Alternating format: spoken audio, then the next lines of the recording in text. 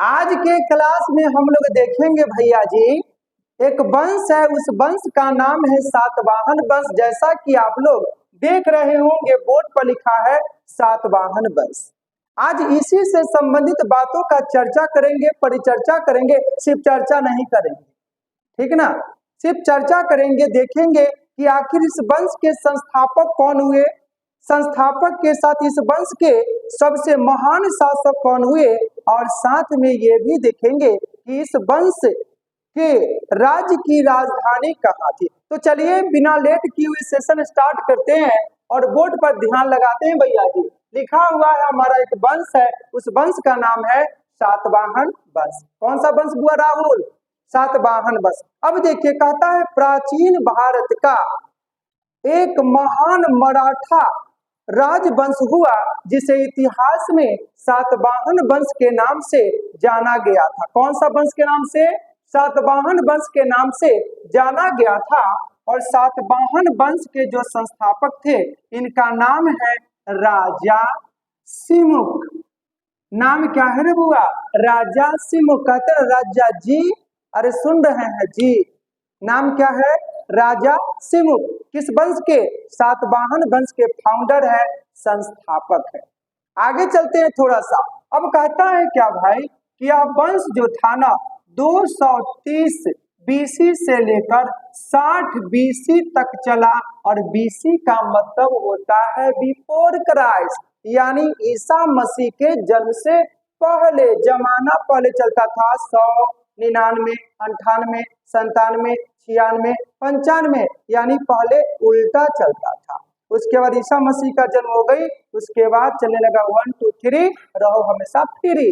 अब चलते हैं आगे। अब देखिए इस वंश के सबसे महान अगर कोई शासक हुआ उसका नाम है गौतमी पुत्र सतकर्णी। नाम क्या है बुआ?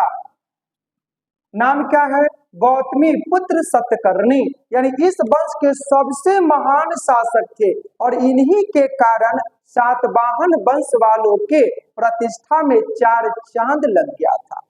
कै गो चांद? अरे 4 गो चांद नहीं होता है, कहने का मतलब मान सम्मान पद प्रतिष्ठा में 4 चांद लग गया, बहुत ज्यादा डेवलपमेंट करा दिए थे। क्यों?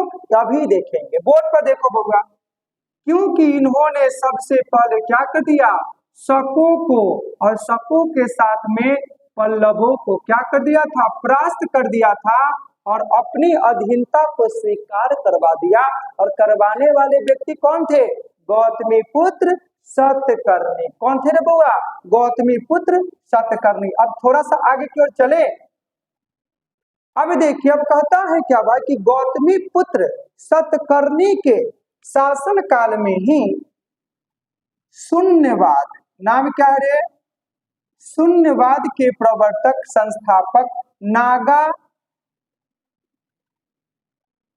अर्जुन इनके समकालीन थे। किसके समकालीन? गौतमी पुत्र सतकर्णी के समकालीन थे। अब थोड़ा सा आगे की ओर चले रे बुआ।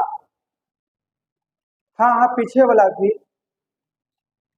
अब देखो अब कहता क्या है कि सातवाहन वंश वालों ने सबसे पहले सीसा का सिक्का, सीसा समझता है न रे? कथी का सिक्का? सीसा का सिक्का चलवाने का श्रेय किसको मिला? सबसे पहले सातवाहन वंश वालों को। आगे चलते हैं थोड़ा सा। अब देखिए बउआ, अब कहता है क्या भाई कि सातवाहन वंश वालों ने ही सबसे पहले ब्राह्मण, ब्राह्मण समझता है ना, समाज में सबसे ऊंचा, कहते ना ब्राह्मण, क्षत्रिय, वैश्य और शूद्र, यानी 4 गो वर्ण है, और चारों वर्णों में सबसे ऊंचा कौन सा है? वर्ण ब्राह्मण। नाम क्या है? ब्राह्मण। अब कहता है क्या भाई कि सातवाहन वंश वालों ने ही सबसे पहले ब्राह्मण को क्या देने की प्रथा, यानी भूमि, भूमि मतलब जमीन, और साथ में जागीर। अरे बता रहा हूं, यानी भूमि और भूमि के साथ जागीर देने की प्रथा की शुरुआत किया था कौन सा वंश? सातवाहन वंश। कौन सा वंश रे बुआ? सातवाहन वंश। आगे चलते हैं। अब देखिए अब कहता क्या है कि सातवाहन वंश वालों ने अपनी राज्य की राजधानी दो जगह बनाया था। कहां पर? एक लिखते हैं प्रतिष्ठान, राजधानी कहाँ थी? प्रतिष्ठान। और दूसरा राजधानी था आपका कहां पर? यानी एक हो गया हमारा प्रतिष्ठान और दूसरा हो गया अमरावती। कौन बती रे बुआ? अमरावती। एक है प्रतिष्ठान, दूसरा है अमरावती। ओ पापा की परी, अरे 36 आएंगे 36 जाएंगे, लेकिन जीवन भर साथ वही रहेगा जो पापा तुम्हारे लिए खोज कर लाएंगे। बात को समझदार है? पापा की परी उड़ रही है उधर से, फलनमा आया, फलनमा चल गया, छोड़ दिया, मम्मी के पारा भाग गया, पगली कहीं की कहाँ कहाँ के चक्कर में लग लाती है। 36 अथवा 36 को जताओ। उम्र 55 का, दिल बचपन का, से वाला बात है नहीं। चल आगे। हम पढ़ा रहे प्रतिष्ठान में, तो अपन प्रतिष्ठा लगाने में पापा की परी लगी है, हमरा अलाई छोड़ दिलाई, भाग गई, पगली कहीं की। चलो आगे। अब इसको थोड़ा सा मिटाया जाए। इतना में किसी को कोई दिक्कत रहे? मम्मी के पारा लोग पीछे वाला। अब देखो, एक लड़का पूछा हमसे कि सर जी जागीर क्या होता है? बिल्कुल सही जवाब तो पूछा है।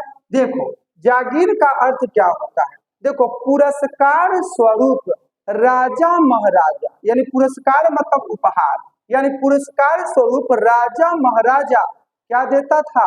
जमीन दिया, यानी राजा महाराजा के द्वारा दी गई जमीन को क्या कह दिया गया? जागीर कह दिया गया। समझ में लो रे? कोई पुस्तक की जागीर किसे कहते हैं? तो लिखेगा कुछ ही कि राजा महाराजा के द्वारा उपहार स्वरूप दिया गया जमीन का टुकड़ा ही जागीर कहलाता है। हाँ रे हाँ, समझ में आ गया। चल आगे देख। अब कहता है क्या भाई कि सातवाहन वंश को न इतिहास में आंध्र, कथी के नाम से न बोले? इतिहास में आंध्र कहकर के भी संबोधित किया गया है। और साथ में कहता है कि इस बात की जानकारी हमें किससे मिलती है? पुराणों से। कथी से रे बुआ? पुराणों से। अब पुराणों की संख्या कितना है? परीक्षा में पूछता बा 18। पापों की संख्या कितना? बाप नहीं रे पगला, पापों, पापों की संख्या कितना थे? ये भी 18। अब वेदों की संख्या कितना है? 4। अब वेदांग की संख्या कितनी है? 6। देखो, वेदों को समझने के लिए वेदांग की रचना किया गया था, जिसकी संख्या है 6। शिक्षा, कल्प, छंद, व्याकरण, ज्योतिष और निरूपण। समझ में आलो रे पीछे गणेश? आगे चलो। अब देखिए, आंध्र कहकर भी संबोधित किया गया किसको? सातवाहन वंश को। और साथ साथ में कहता ये आंध्र कहाँ है? दक्कन में। दक्कन, दक्कन, दक्कन कहाँ पर? कर्नाटक। कहाँ पर बुआ? कर्नाटक में। अब चलते हैं थोड़ा सा। सातवाहन वंश का जो ना भाषा जो बोलता था उसका नाम क्या है? प्राकृत है। क्या है रे बुआ? पीछे वाला बोल। प्राकृत है। किसका? सातवाहनों की भाषा क्या थी? प्राकृत थी। अब आगे चलते हैं। देखो, एक कहावत है ना कि आंखों में पानी रखो, होठों पे चिंगारी रखो। आंखों में पानी रखो, होठों पे चिंगारी रखो। अगर जिंदा रहना है तो बहुत सारी तरकीबें रखो। यानी जिंदगी जीना है तो तरकीब हमेशा रखना पड़ेगा। तरकीब नहीं रखिएगा नया नया खोज कर, ये जमाना आपको जीने नहीं देगा। अगर जमाना में अगर जीना चाहते हैं तो तरकीबें नया नया खोज कर रखना पड़ेगा। ये संसार बड़ी जालिम है, सुन लीजिए हमेशा, संसार बड़ी जालिम है और अच्छे लोगों को यह जमाना जीने नहीं देता। पीछे वाला भी ध्यान से देख, ज्यादा ईमानदार का जमाना नहीं है। ज्यादा ईमानदार जल्दी जाएगा, बेईमानों का जमाना है। कहते हैं ना कि 100 में से 99 बेईमान, अब फिर भी मेरा भारत देश महान। 100 को 99 को बेईमान है, अब फिर भी कहने को हमारा देश महान है। चलो आगे। अब देखो, अब कहता क्या है कि भाषा थी प्राकृत और लिपि था हमारा, लिपि क्या? सातवाहनों वंश की लिपि जो थी ब्राह्मणी थी। क्या थी रे बुआ? ब्राह्मणी थी। तो इस प्रकार से हम लोग पढ़े कौन सा वंश? सातवाहन वंश। देखे कि संस्थापक कौन था, सबसे प्रतापी शासक कौन था। और इस तरह से इस वंश वालों की कहानी हम लोगों ने सुना, समझा और देखा। आशा करते हैं कि आप लोग को भी समझ में आया होगा। जो बैठे हैं उनको तो समझ में आ गया, जो वीडियो देखेंगे उनको भी समझ में आ जाएगी। बस आज के लिए इतना ही। जय हिंद, जय भारत बोलना पड़ेगा फिर से एक बार।